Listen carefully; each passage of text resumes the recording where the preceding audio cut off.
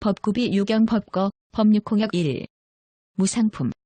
옛날에 제석천은 자신의 몸에서 5가지 덕이 떠났기 때문에 목숨을 맞추면 장차 인간 세상에 내려가 옹기장이 집에서 나귀의 태를 받으리라는 것을 알았다. 5가지 덕이란 무엇인가? 첫째는 몸에서 광명이 사라지는 것이요. 둘째는 머리 위에 꽃이 시드는 것이며 셋째는 본래의 자리를 좋아하지 않는 것이요. 넷째는 겨드랑 밑에서 땀 냄새가 나는 것이며 다섯째는 흙먼지가 몸에 묻는 것이다. 그는 이 5가지 일로써 복이 다하였음을 스스로 알고 매우 걱정하고 근심하였다. 그리고 스스로 생각하기를 이 3개 안에서 사람들의 괴로움과 재익을 구제할 이는 오직 부처님뿐이다라고 생각하였다. 그래서 그는 부처님 처소로 달려갔다. 그때 부처님께서는 기사굴산의 석실 안에서 좌선하시며 보제산매에 들어 계셨다. 제석천은 부처님을 뵙자 땅에 엎드려 머리를 조아린 채 예배하고 지극한 마음으로 삼보인 부처님과 법과 거룩한 대중들에게 귀의하였다. 그리고 미처 일어서기도 전에 목숨을 마치고 곧 옹기장이 집으로 내려가 나귀의 새끼로서 어미 뱃속에 들어갔다. 그때 나귀는 스스로 고삐를 풀고 아직 굽지 않은 기왓장 사이를 내다르면서 질그릇을 모두 부숴버렸다. 그러자 그 주인이 나귀를 때렸는데 조금 뒤에 태가 손상되었다. 그래하여 그의 신식은 도로 본래의 몸속으로 들어가 5가지 덕을 갖추고 다시 제석천이 되었다. 부처님께서 삼매에서 깨어나 칭찬하며 말씀하셨다. 장하구나. 제석천은 목숨을 마칠 즈음에 삼존께 귀의함으로써 죄의 대가가 이미 끝났으니 다시는 괴로워하지 않아도 될 것이다. 이때 세존께서는 개송을 읊으셨다. 모든 행은 덧없어 흥하고 수하는 법이라 하네. 대개 나면 이내 죽고만이 이 멸도만이 즐거움일세. 마치 정의장이가 흙을 캐어 그릇을 만들었어도 그것은 모두 깨어지는 것처럼 사람의 목숨도 그러하니라. 제석천은 이 개송을 듣고 덧없음의 이치를 깨닫고 죄와 복이 변하는 것을 통달하고 흥하고 수하는 근본을 알았다. 그리하여 정멸의 행을 그대로 따라 기뻐하며 받들어 수다원의 도를 증득하였다. 옛날 부처님께서 사위국의 정사에 머무시면서 여러 하늘과 사람, 용 귀신들을 위해 설법하셨다. 그때 국왕인 파산익의 큰 부인은 나이 90이 지나 갑자기 중병에 걸렸는데 약을 써 차도가 있기를 바랬으나 끝내 목숨을 마치고 말았다. 왕과 신하들은 법에 맞게 장례를 치르고 혼백을 무덤으로 옮겼다. 왕은 장례를 마치고 돌아오는 길에 부처님 계신 곳을 지나다가 옷과 신을 벗고 부처님 앞에 나아가 그 발에 예배하였다. 부처님께서는 분부하여 앉게 하시고 그에게 물으셨다. 왕은 어디서 오시기에 옷이 누추하고 얼굴빛이 이상하십니까? 무슨 일이 있었습니까? 왕은 머리를 조아리며 아뢰었다. 큰 부인이 나이 90이 지났는데 근래에 중병에 걸리더니 갑자기 죽었습니다. 그래서 영구를 보내 무덤에 옮겨 장사하고 지금 막 돌아오는 길에 부처님을 뵙는 것입니다. 부처님께서 왕에게 말씀하셨다. 옛날부터 지금까지 매우 두려운 것이 4가지가 있습니다. 즉, 태어나고 늙어 쇠하며 병들어 몸의 광택이 없어지고 죽어서 영혼이 떠나 친척들과 이별하는 것, 이 4가지를 말합니다. 사람의 목숨은 계약할 수 없고 만물은 덧없어 오래 보존하기 어려운 것입니다. 하루하루가 지나가는 것처럼 사람의 목숨도 그와 같아서 마치 5강물이 밤낮으로 쉬지 않고 흐르는 것처럼 사람 목숨의 빠르기도 그와 같습니다. 그리고 세존께서는 곧 개송을 말씀하셨다. 저 강물이 빨리 흘러가 버리면 다시 돌아오지 않듯 사람의 목숨도 이와 같아서 가고 나면 다시는 돌아오지 않는다. 부처님께서 대왕에게 말씀하셨다. 세상은 다 그런 것입니다. 영원토록 보존되는 것은 아무것도 없습니다. 모두 죽음으로 돌아가나니 그것을 벗어날 이는 아무도 없습니다. 옛날 국왕이나 모든 부처, 아라한이나 5가지 신통을 가진 선사들도 다 가버려 지금 살아있는 이는 아무도 없으니 부질없이 슬퍼함으로써 몸을 해치지 마십시오. 대개 효자로서 죽은 이를 가엾게 여기면 복과 덕이 되는 것이니 그 복이 흘러들어가 복덕이 그를 따르는 것이 마치 먼 길을 온 사람에게 음식을 대접하는 것과 같은 것입니다. 부처님께서 이렇게 말씀하시자 왕과 신하들은 모두 기뻐하면서 근심을 잊었고 우환이 없어졌으며 거기에 온 모든 사람들도 다 도적을 증득하였다. 옛날 부처님께서는 나열기 중림정사에 계셨는데 여러 제자들과 함께 성 안으로 들어가 어떤 사람의 공양을 받고 설법하신 뒤에 해질녘이 되어 성을 나오셨다. 마침 길에서 많은 소떼를 풀어 성으로 몰고 돌아가는 어떤 사람을 만났는데 소들이 모두 살이 쪘으며 배가 불러 이리저리 뛰고 서로 떠받으면서 좋아하였다. 그때 부처님께서는 곧 개송을 읊으셨다. 마치 소치는 사람이 채찍을 들고 소를 길러 잡아먹듯이 늙음과 죽음도 이와 같아서 기른 뒤에 목숨을 앗아가네. 1000명이나 100명 중 한 사람이 아닌 모든 족성의 남자와 여자들이 아무리 재물을 쌓고 모아도 쇠하거나 잃지 않는 이 없네. 이 세상 태어나 밤낮으로 목숨을 스스로 치고 깎다가 그 목숨 차츰 줄어 다함이 마치 자자자드는 옹달샘 같네. 부처님께서 중림정사에 이르셔 발을 씻고 물러가 앉으셨다. 아나니 즉시 앞으로 나아가 머리를 조아리며 여쭈었다. 세존께서는 아까 길에서 이 세계송을 읊으셨는데 그 뜻을 자세히 알지 못하겠습니다. 원컨대 목매함을 깨우쳐 주십시오. 부처님께서 말씀하셨다. 아나나, 너는 어떤 사람이 소떼를 놓아 몰고 가는 것을 보았느냐? 예, 보았습니다. 부처님께서 아난에게 말씀하셨다. 그것은 백정집의 소떼들이다. 본래는 1000마리가 있었는데 백정이 날마다 성 밖으로 사람을 보내어 좋은 물과 풀을 구해 먹여 살찌게 한 다음 살찐 놈부터 가려내어 날마다 도살하였다. 그렇게 하여 죽은 소가 절반이 넘건만 나머지 소들은 그것도 모르고 서로 떠받고 뛰어다니며 소리 지르고 좋아하고 있었다. 나는 그들의 어리석음을 가엾게 여겼기 때문에 그 개송을 읊었을 뿐이다. 부처님께서 이어 말씀하셨다. 아나나, 어찌 그 소들 뿐이겠느냐? 세상 사람들도 또한 마찬가지이다. 항상 나라고 헤아려 그것이 덧없는 것임을 알지 못하고 5가지 욕망을 탐하여 그 몸을 기르고 마음껏 향락하면서 또 서로 해치고 죽인다. 그리하여 오래도록 머물지 못하고 죽음이 아무런 기약 없이 갑자기 닥쳐오곤만 그들은 까마득하게 깨닫지 못하고 있으니 저 소들과 무엇이 다르겠느냐? 그때 그 자리에서 이 양만을 탐하던 200비구들은 이 설법을 듣고 스스로 가다듬어 6가지 신통을 체득하여 아라한이 되었다. 앉아있던 대중들은 모두 슬퍼하고 기뻐하면서 부처님께 예배하였다. 옛날 부처님께서 사위국 기수급 고도곤에 계시면서 여러 제자들을 위해 설법하셨다. 그때 어떤 범지에게 딸이 있었는데 그녀의 나이는 18살 정도로서 단정하고 총명하며 말솜씨가 있었다. 그래서 아버지는 매우 예뻐하고 사랑했는데 갑자기 딸이 중병을 얻어 인해 죽고 말았다. 그것은 마치 밭에 잘 익은 보리가 들불에 모조리 탄 것과 같았다. 범지는 이런 근심과 번뇌와 슬픔 속에서 정신을 잃고 멍청해져서 마치 미친 사람이 제 자신에 대하여 아무것도 모르는 것과 같았다.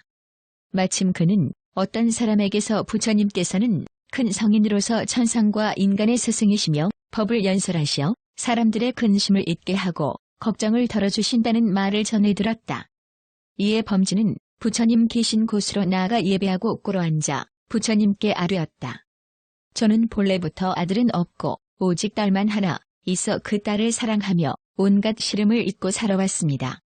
그런데 그 딸이 갑자기 중병을 얻어 저를 버리고 죽었습니다. 저는 정말로 가엾고 애처로운 마음에 어찌할 바를 모르겠습니다. 원컨대 세존께서는 굽어 살피시고 깨우쳐 주시어 제 맺힌 근심을 풀어주십시오. 부처님께서 범지에게 말씀하셨다. 이 세상에는 오래 갈 수 없는 4가지 일이 있다. 첫째는 항상 할 것 같아도 반드시 덧없게 되고, 둘째는 부귀한 것은 반드시 빈천하게 되며, 셋째는 만나면 반드시 헤어지게 되고, 넷째는 강건한 이도 반드시 죽는 것이니라. 그리고는 세존께서 국회송을 말씀하셨다. 항상 할 것 같아도 모두 다 없어지고 높은 데 있는 것도 반드시 떨어지며 만나면 반드시 헤어짐이 있고 태어난 것은 언젠가는 죽느니라. 범지는 이 개송을 듣고 곧 마음이 열려 비구가 되기를 원하였다. 그러자 수염과 머리털이 저절로 떨어져 곧 비구가 되었다. 그리고 덧없음을 되풀이해 생각하다가 아라한도를 증득하였다. 옛날 부처님께서 나열기성 기사굴산에 머무실 때 성안에 연화라 이름하는 어떤 음탕한 여자가 있었는데 그녀는 자태와 용모가 아름다워 그 나라에서는 짝할 이가 없었으므로 대신에 자제들 치고 깊이 동경하지 않는 이가 없었다. 그때 연화는 착한 마음이 저절로 생겨 새 속의 일을 버리고 비구니가 되고자 하였다. 그래서 산 속에 부처님 처소로 가려고 걸어가다가 채 이르지 못하였는데 길에 어떤 샘물이 흐르고 있었다. 연화는 물을 마시고 손을 씻다가 물 속에 비친 제 얼굴을 보았다. 얼굴빛은 붉고 빛나며 머리털은 검푸르고 몸매는 반듯하고 빼어나 견줄 데 없이 뛰어났다. 그는 마음으로 후회하며 말하였다. 사람이 이 세상에 태어나서 이처럼 아름다운 얼굴을 가졌거늘 왜 이것을 버리고 가서 사문이 되겠는가? 우선 세월에 순응하며 내 마음껏 향락하리라. 그리고 곧 발길을 되돌렸다. 부처님께서는 연화를 마땅히 교화하여 제도할 수 있음을 아시고서 변화로 한 헛개비 부인을 만드니 그 아름답고 단정한 미색이 연화보다도 수천만 배나 뛰어났다. 그런 그녀가 길을 거슬러 오자 연화는 그녀를 보고 마음으로 매우 사랑스럽고 공경스러워 곧 변화로 만든 헛개비 여인에게 물었다. 어디서 오십니까? 남편이나 아이들이나 부모나 형제나 그 밖의 사람들은 모두 어디 있으며 어째서 시종도 없이 혼자 길을 가십니까? 헛개비 여인이 대답하였다. 성에서 집으로 돌아가는 길입니다. 비록 서로 모르는 사이지만 저 샘물로 같이 가서 앉아 쉬면서 함께 이야기나 나누지 않겠습니까? 연화가 말했다. 좋습니다. 두 사람은 서로 샘물가로 가서 허심탄회하게 얘기를 나누었다. 그러다 그 헛개비 여인은 졸린 체하며 연화의 무릎을 베고 누워 잠이 들더니 어느 순간 갑자기 목숨이 끊어졌다. 그러자 얼굴은 부풀어 올랐다가 썩어 문드러지면서 몹쓸 냄새가 났고 배는 터져 벌레가 기어 나오며 이빨은 빠지고 머리털은 떨어지며 사지는 모두 허물어 흩어졌다. 연화는 그것을 보고 마음으로 크게 놀라고 두려워하여 생각하였다. 어떻게 저토록 아름답던 사람이 갑자기 더덥게 되었는가? 이런 사람도 이러하거늘 하물며 내가 어찌 오래 살 수 있겠는가? 그러므로 나는 부처님께 나아가 부지런히 도를 배우리라. 그는 곧 부처님께 나아가 온몸을 땅에 던져 예배한 뒤에 그가 이전에 본 것을 모두 부처님께 아뢰었다. 부처님께서 연화에게 말씀하셨다. 사람으로서 믿지 못할 4가지 일이 있다. 4가지란 무엇인가? 첫째는 젊음도 마침내 늙음으로 돌아가는 것이요. 둘째는 건장한 것도 마침내 죽음으로 돌아가는 것이며 셋째는 육친이 한데 모여 즐기다가도 마침내 헤어질 수밖에 없는 것이요. 넷째는 아무리 재보를 쌓아두어도 마침내 흩어지고 마는 것이다. 그리고 부처님께서 국회송을 말씀하셨다. 늙으면 형색이 쇠잔해지고 병들면 몸은 저절로 무너져 온몸이 허물어지고 썩고 마니 목숨을 마치는 것이 그러하니라. 이 몸을 무엇에 쓰겠는가?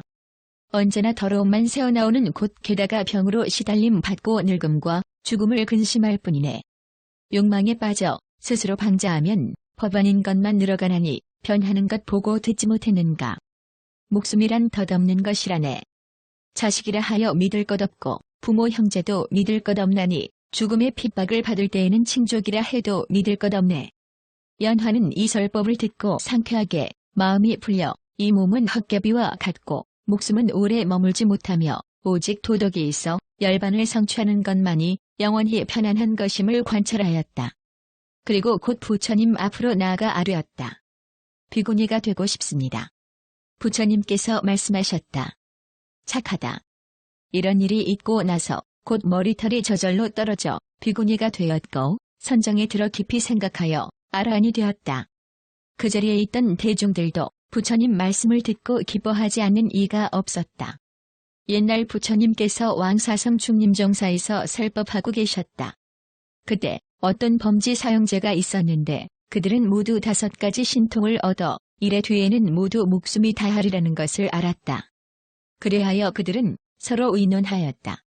우리는 5가지 신통의 힘으로 하늘과 땅을 엎치락 뒤치락 할 수도 있고 해와 달을 어루만질 수도 있으며 산을 옮겨놓고 흐르는 강물을 멈추게 하는 등 하지 못하는 일이 없는데 어찌 죽음이라 하여 피할 수 없겠는가? 그러자 한 사람이 대답하였다.